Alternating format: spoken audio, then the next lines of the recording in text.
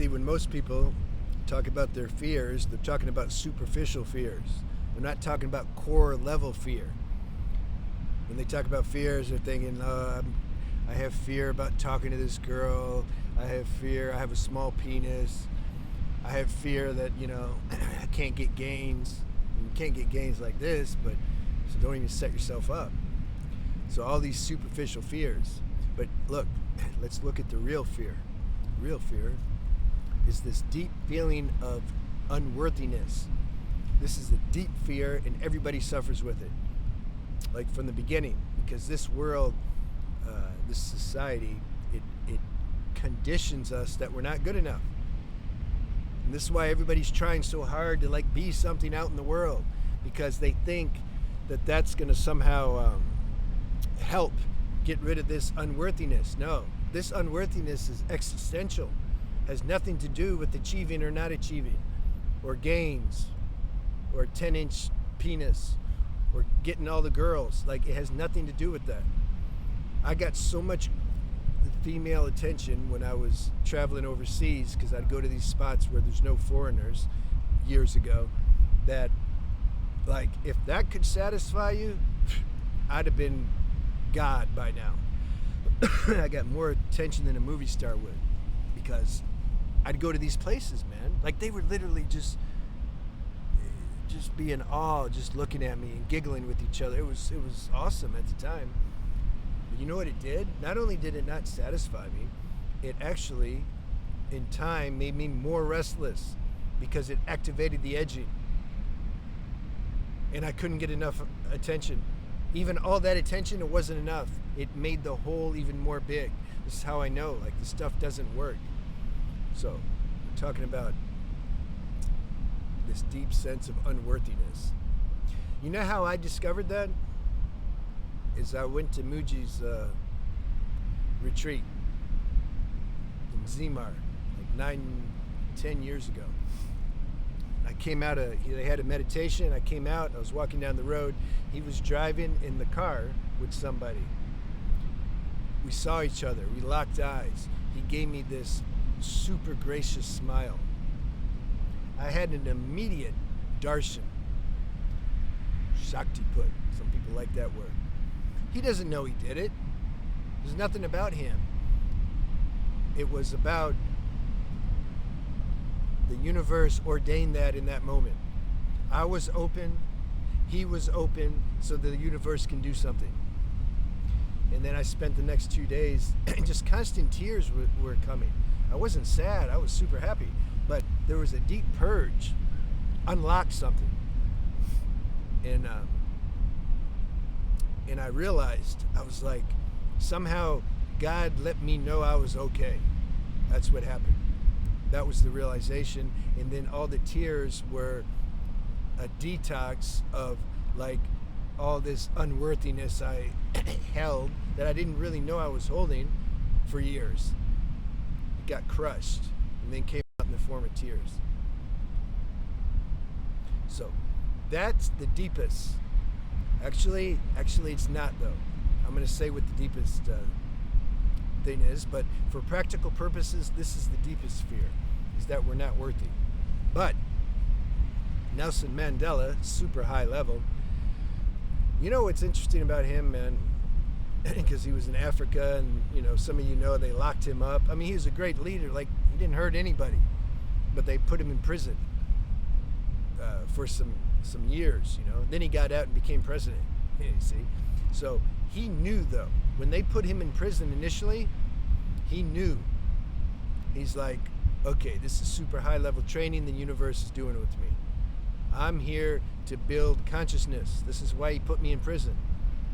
Must be, see, he looked at it, God put him in prison, because he knew he had a relationship with the Supreme. He knows nothing can happen outside the permissive will of God. There must be a reason. He had faith in that. Jesus had very strong faith as well, as you know.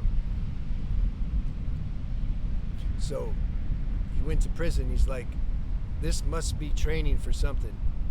He just looked at it like that. Then later, look back in retrospect, after he was president, he's like, oh yeah.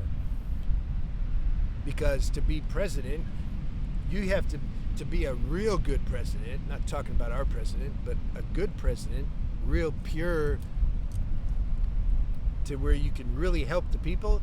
You have to go through the grind. You have to and that's what prison did. He had to go through and have lessons and experiences that he couldn't have anywhere else except for prison, right? Anyway, all right, so there's the backstory of Nelson Mandela.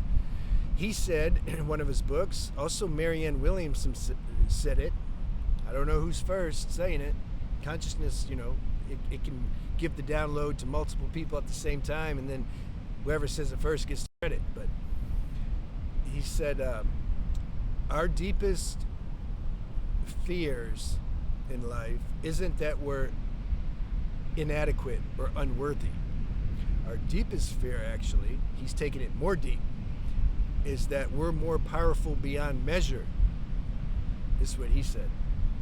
Yogananda, in his book Autobiography of a Yogi, said somewhere in his book, there's enough electricity in just 1 gram of flesh to light up the whole city of Chicago.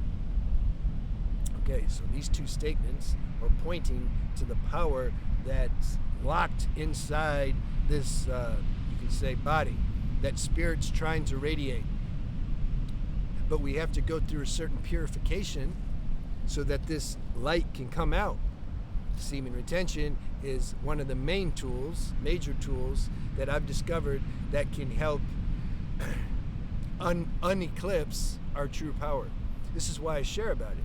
Otherwise, I wouldn't share about it. This is why I didn't make a specific exclusive channel on diet. Because for me, semen retention is even higher. If you're doing semen retention, you're going to know which diet to follow. In the same way, I don't make a channel on plant medicine. It's not really necessary.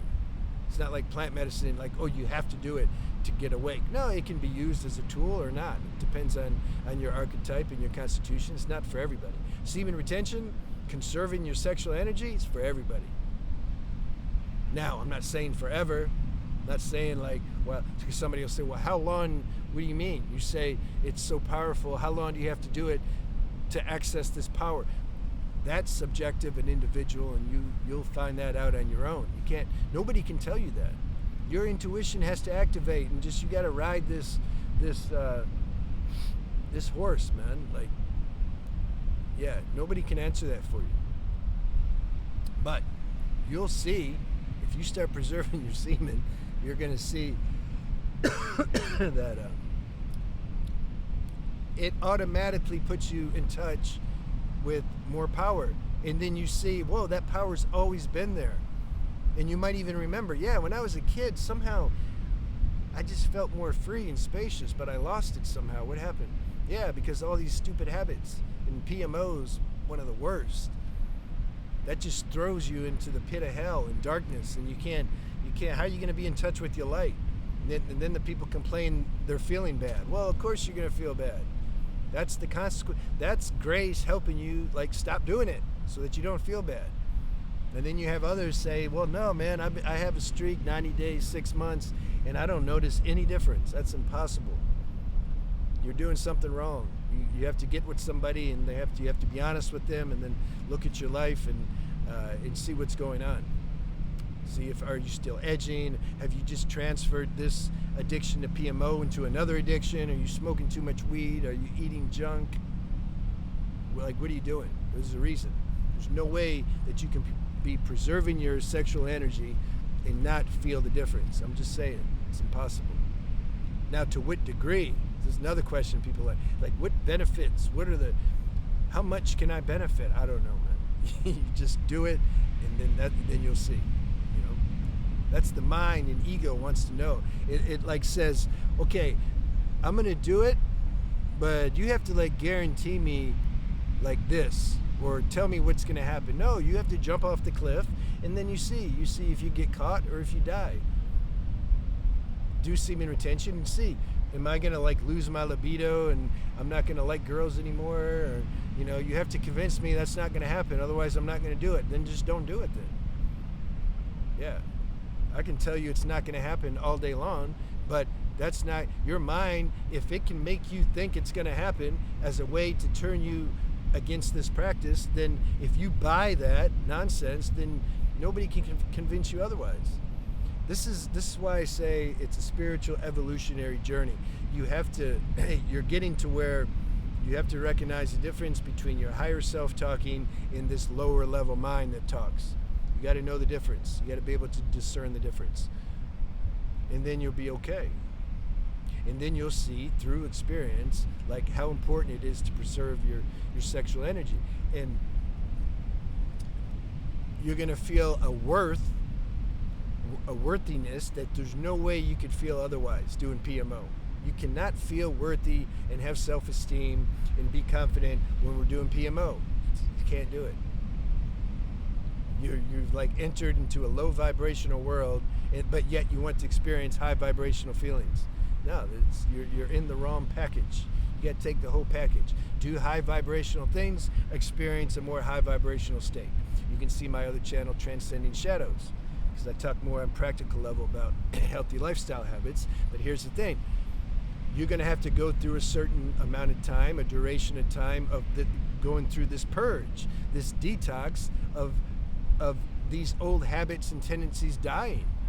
They're going to be burning up. And so then that's also going to make you feel bad. You can feel depressed or anxious or, all these fears that you didn't know you had, all of a sudden they can come up to the surface. All of a sudden, where you could walk in public before feeling confident, now all of a sudden like you're like insecure and stuff. Why? Because all those feelings are coming up that you haven't felt before because you were masking them with PMO. Now you stop that, now this is all going to come up. You've initiated the withdrawal process. And some who have the flat line, meaning like a more severe post-acute withdrawal process, you're going to feel it more intensely. But what's the choice? You just have to go through it. There's no other choice. What are you going to say? Like, oh, this is too hard, so I might as well just stay in dark debauchery forever because like it's too hard. Dedicate your life to being free. That's what you should dedicate your life to. Don't worry about worldly accolades and success and all that. No, just none of that stuff, man. It's not going to do anything. You can have all that success. It's not going to change this feeling of deep unworthiness if you're still doing bad habits and PMO. When you're doing the good habits and semen retention, that's the only thing, and spiritual practice is going to give you this feeling inside of completeness. Then go do your worldly stuff, because now you're in a position to where you can do it. You can do it better. Doesn't that make sense? If you're in a higher vibrational state of your being, then whatever you do is going to be successful. Because you're not going to be attached to the success. You're not going to be so obsessively driven, like, oh, I got to get this thing. I have to accomplish my goal. Yeah, got to listen to my motivational speakers. Like, most people have the cart before the horse. They're trying to chase external things and achieve worldly goals to give them a sense of inner completion. That's okay. You know why? Because once you achieve that stuff, you're going to see it doesn't work. That's the benefit. So then you're going to go do this work that I'm talking about now. So you can either go get the stuff first and then do this work, or you can do this work first and then go get that stuff. It's up to you. All right, see you.